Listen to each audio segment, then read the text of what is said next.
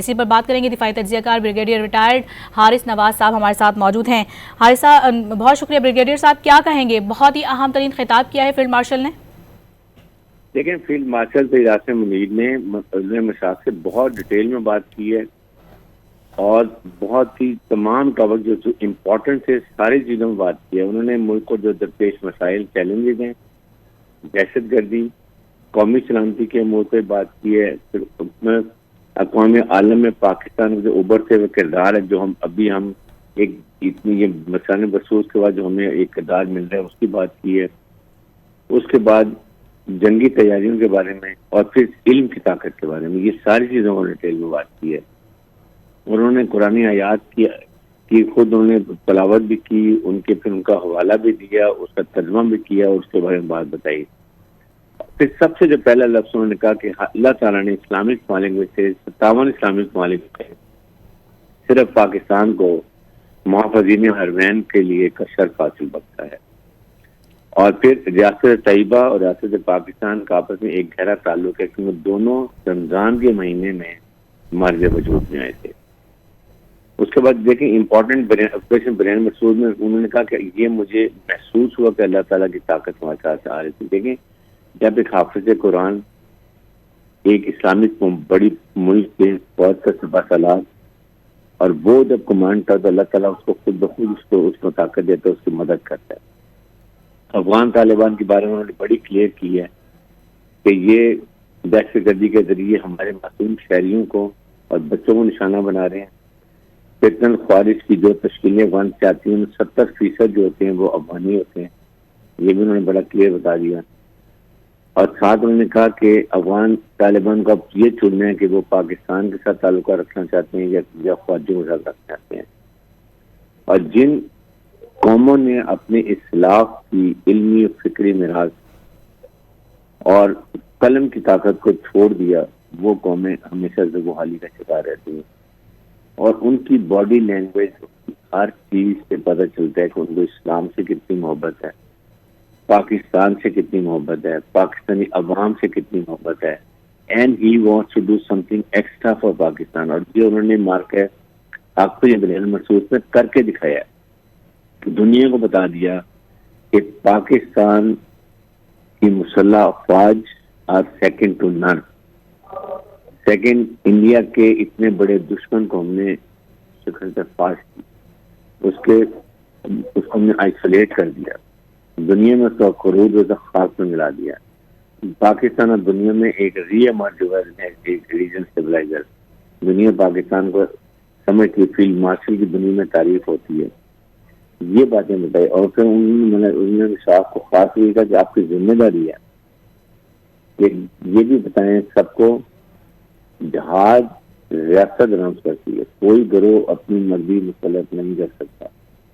تاکہ کیونکہ یہ ظاہر ہے کہ ان کا تعلق ہے مدرسوں سے بھی ہے اور ریلیس لوگوں سے بھی ہے، تو جن کو جا کے جب بتائیں گے اس سے بڑا فرق پڑے گا.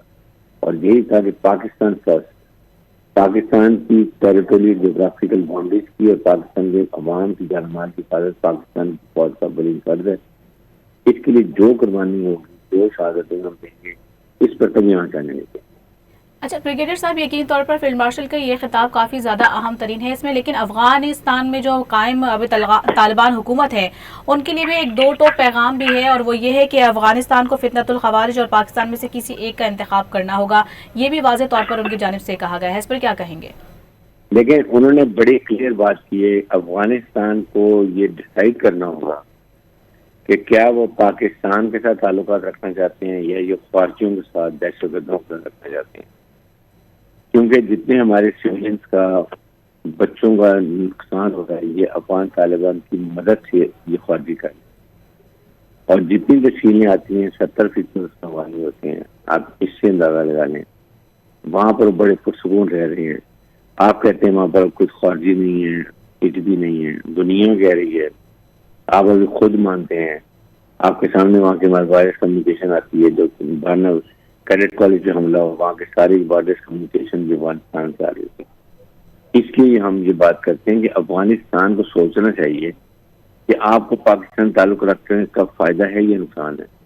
لاجسٹک سپورٹ ہم آپ کو دیتے ہیں، افغان ٹرمک سپورٹ ہم آپ کو دیتے ہیں, حفاظت کاری ہم آپ کی کرتے ہیں, ہر جگہ پر ہم آپ کے ساتھ کھڑے ہوئے ہیں, ہر موقع پر رشیا کو نکالنے کے لیے ہم نے آپ کی مدد کی, ہر جگہ پر آپ کی مدد کرتے ہیں, ابھی بھی مدد کرتے ہیں. افغان سے ہمیں محبت ہے, لیکن یہ جو افغان طالبان رجیم ہے یہ عارضی طور پر آئے تھے. ان کا کام تھا الیکشن کروانا جمہوری طریقے سے, اور پھر اس کے بعد وہاں پر ان عوام کی مرضی کی حکومت لے کر آئے, اپنی بیلنس گورنمنٹ بنائیں, پولیٹیکل انکلوسیو گورنمنٹ بنائیں, دنیا سے سفارتی تعلقات کریں تاکہ دنیا آپ کو ایکسیپٹ کرے.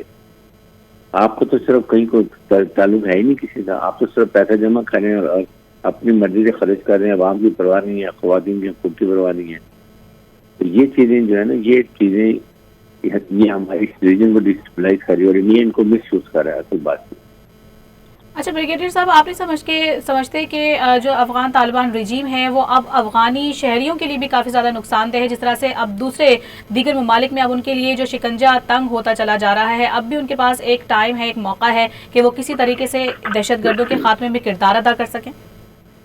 دیکھیں, افغان طالبان کو سمجھ آنی چاہیے, نہ تو وہ افغان عوام کے لیے کوئی کام کرتے ہیں, نہ ان کے حقوق کے لیے کام کرتے ہیں, نہ خواتین کے لیے کام ان کے حقوق سلب کیے ہیں, چھوٹی بچوں کو تعلیم نہیں دی جا سکتی. یہ کون سے زمانے میں اسٹون ایج میں رہ رہے ہیں؟ بات یہ ہے. اس لیے میں کہتا ہوں افغان عوام کو چاہیے اب وہ خود اپنی مرضی کی حکومت وہاں پر لے کر آئیں, اپنی ڈیموکریسی لے کر آئیں, اور تاکہ وہاں پر وہ ان کے لیے کام کرے, عوام کے لیے کام کرے, عوام کے خلاف بغاوت کے لیے کام کرے, ان کے حقوق کے لیے کام کرے, کامڈی نیشن میں ان کو کوئی مقام دلائے. بیچارے پچھلے چار دہائیوں سے وہ جہاں پر مزید سے گزر رہے ہیں, they deserve a better quality of life. یہ ان کو سوچنے کی, خود بھی ان کو سوچنے کی بات. اچھا بریگیڈیئر صاحب, آپ نہیں سمجھتے کہ بریگیڈیئر ریٹائرڈ حارث نواز صاحب ہمارے ساتھ موجود تھے, گفتگو کر رہے تھے, ان کا بھی یہی کہنا تھا کہ افغان طالبان جو حکومت ہے اب ان کو بھی سوچنا چاہیے اور کسی ایک کا انتخاب کرنا چاہیے, جیسا کہ فیلڈ مارشل سید عاصم منیر نے اپنے اس اہم ترین خطاب میں بھی کہا.